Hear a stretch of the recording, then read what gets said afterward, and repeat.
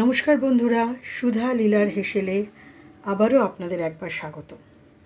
আজকে যে রান্নাটা করব সেই রান্নাটা আমার এক খুব প্রিয় জেঠিমার শেখানো। উনি আজ নেই, তো রোজ রোজ আলু পটলের তরকারি বা আলু পটল কুমড়ো চিংড়ি মাছ দিয়ে তরকারি ছাড়াও যে পটলেরও খুব সুন্দর কিছু করা যায় সেটা উনি বলেছিলেন। নানাভাবে উনি অপূর্ব রান্না করতেন এবং নানাভাবে একদিন কথায় কথায় এই রান্নাটা একদিন উনি আমাকে বলেছিলেন আমার বিয়ের পরপরই। তো সেই জেঠিমা আজ নেই, তো জেঠিমার স্মৃতিতেই আমার মনে হচ্ছে এই রান্নাটা করি। তো বললেন যে পটলেরও সুন্দরী কইরা রাখা যায়, তো ওই জন্য ওই রান্নাটার আমি নাম দিলাম পটল সুন্দরী, জেঠিমার নামের সাথে। জেঠিমা বলেছিলেন যে পটলেরও সুন্দরী করা যায়, তো ওই জন্য আমি এটার নাম দিলাম পটল সুন্দরী। তো পটল সুন্দরী রান্না করতে গেলে আমি পটলটাকে পুরো চোখলা ছাড়ানো যাবে না, আলগা করে এটার চোখলা ছাড়িয়ে নিয়েছি।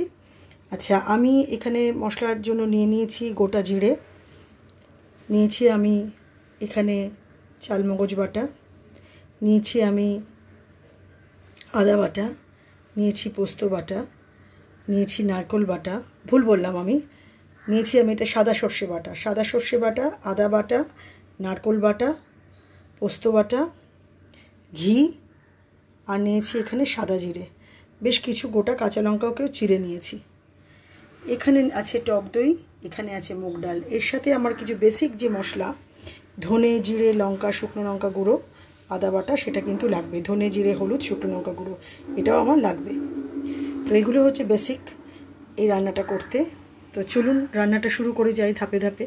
আর এখানে অবশ্যই তেজপাতা লাগবে, কিন্তু জেঠিমা সবসময় বলতেন তেজপাতা তেলে দেবে না, তেজপাতাটা যখন যে কোনো রান্না যখন ফুটবে তখন তাতে তেজপাতা দেবে। দেখবেন আমি আগেও আপনাদেরকে বলেছি যে আমাকে যেরকম যে শিখিয়েছেন আমি ঠিক তাই করি, কারণ তেজপাতা যদি আমি তেলে দিই সেই ভাজা গন্ধটা চলে যায়। ওই জন্য তেজপাতাটা যখন আমি এখানটা যখন হবে রান্নাটা চলাকালীন আমি তেজপাতা দেবো। রান্নাটা প্রথম থেকে শেষ অবধি দেখবেন, ভীষণ ভীষণ ভালো লাগে খেতে, একবার অবশ্যই বানিয়ে খাবেন। তো চলুন রান্নাটা শুরু করা যাক। পটল সুন্দরী। তেল গরম হয়ে গেছে, এবার আমি পটলগুলো আগে দিয়ে দেবো। পটলগুলো আমি ভালো করে ধুয়ে নিয়ে দুটো দিক এরকম ছেড়ে মানে কেটে নিয়ে ভালো করে নুন হলুদ মাখিয়ে রেখেছি। এবার আমি একটা একটা করে পটল দেব। ভাজার সময় আঁচটা অবশ্যই করে লোতে রাখবেন।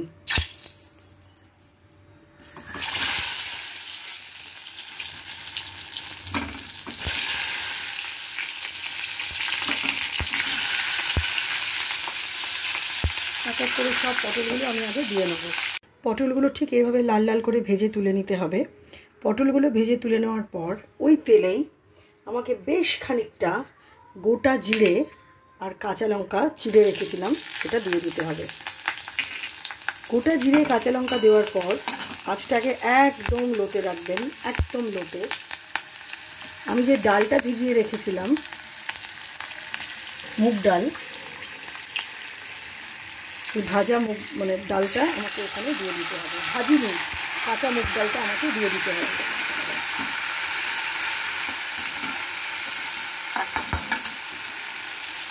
অনেকক্ষণ ভিজিয়ে রেখেছিলাম যাতে আমার তাড়াতাড়ি সেদ্ধ হয়ে যায়। এবারে এখানে এক এক করে সব মশলাগুলো আমাকে দিতে হবে। আমি নারকোল বাটাটা দিয়ে দিলাম। নারকোল বাটাটা দিয়ে মুগ ডালটাকে আবার একটু ভালো করে এরমভাবে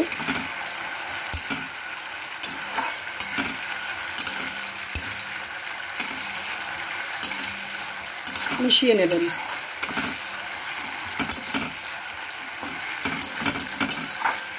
তারপরে যে বেসিক মশলা আমাদের যেটা থাকে না, ধনে জিরে হলুদ শুকনো লঙ্কা গুঁড়ো, সেটা পেস্ট করা আছে এটা।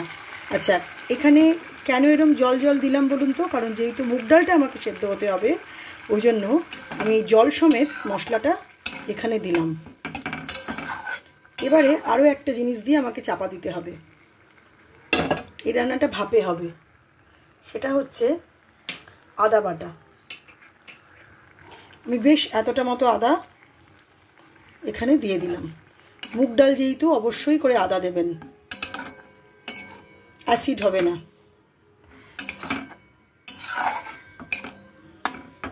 আবার মিলিয়ে দেবেন, এক একটা করে মশলা দেবেন আর মিলিয়ে দেবেন। তারপর আমি দেব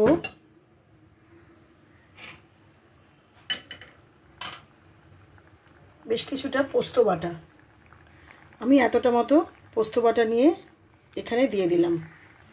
পোস্ত বাটাটা দিয়ে আবার আমাকে নাড়িয়ে চাড়িয়ে নিতে হবে।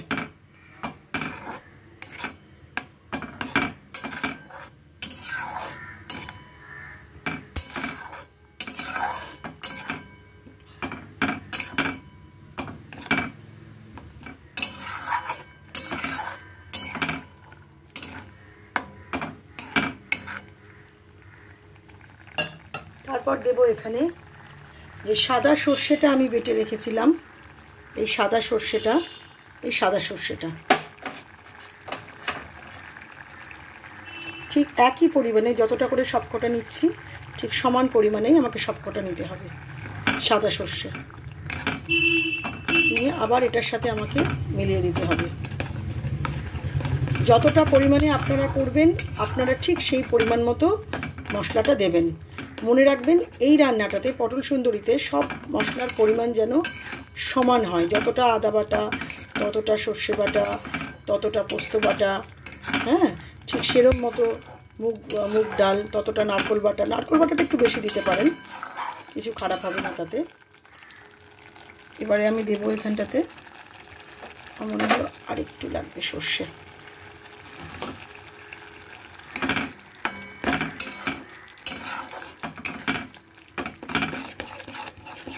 এটাকে মিশিয়ে দিতে হবে। মিশিয়ে দিয়ে এবারে আমার ভাজা যে পটলগুলো ছিল সেই ভাজা পটলগুলো এখানে দিয়ে দিতে হবে।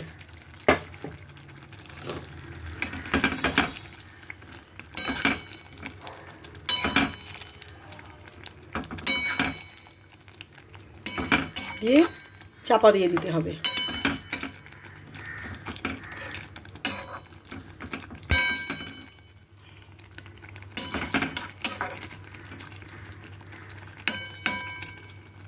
কারণ ডালটাও সেদ্ধ হবে, পটলটাও সেদ্ধ হবে, সেই জন্য একদম কোনো কিছু, আমি যে বাটিটাতে পটল ভেজেছিলাম সেই বাটিটাই একদম উল্টো করে চাপা দিয়ে দিলাম, যাতে কোনো রকমের ফাঁকা ফুঁকো না থাকে, পুরোটা যেন ভাপে সেদ্ধ হয়।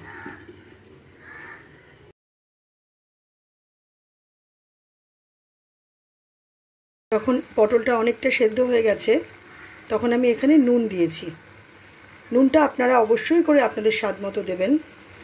আর এবারে আমাকে এখানে একটু জল দিতে হবে। আমি এখানে গরম জল দেব যাতে ডালটা আরেকটু সেদ্ধ হয়। এখানে ডালটা 70% সেদ্ধ হয়ে গেছে, ডালটাকে আমাকে আরেকটু সেদ্ধ করতে হবে, এই জন্য জল দেব। আর গরম জল ব্যবহার করবেন, বারবার করে বলছি অবশ্যই করে। আর তারপরে দিতে হবে টক দই। এই যে আমি এখানে এতটা মতো জল দিয়েছি, হাফ কাপ মতো গরম জল।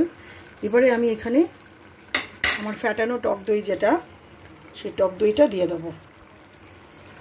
ঠিক যেভাবে করলাম রেসিপিটা, যারা আমার রান্না ফলো করেন, যারা সাবস্ক্রাইব করেছেন, যারা দেখেন, তাদেরকে কিন্তু তারা ঠিক এইভাবেই করবেন, তাহলে এর একটা স্বাদ বুঝতে পারবেন। জেঠিমা আমাকে অবশ্যই এখানে টক দই দিতে বলেননি। জেঠিমা বলেছিলেন একটু টকের জন্য তুমি টমেটোও দিতে পারো, বা তুমি টক দই, লেবুর রস যা হোক দিতে পারো।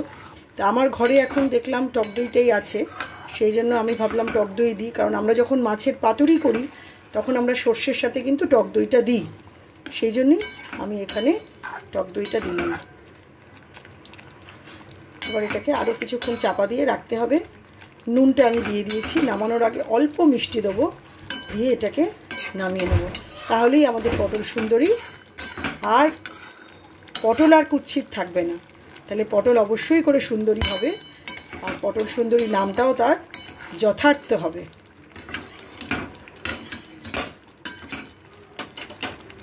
এবার আরেকটু চাপা দিয়ে আমাকে করতে হবে মিনিট 2-3, তাহলেই এটা পুরোটা সেদ্ধ হয়ে যাবে। সেদ্ধ হয়ে গেছে, ডালও সেদ্ধ হয়ে গেছে। এবারে আমি এখানে অল্প হাফ চামচ মতো একটু চিনি দিলাম। নিরামিষ রান্নায় একটু চিনি দেবেন, যতই সর্ষে দিন আর যাই দিন, সেটা ভালো লাগে খেতে, তার স্বাদটা। আর যেহেতু আমি নুনও দিয়েছি এখানে, নুনের সাথে ব্যালেন্স হবে।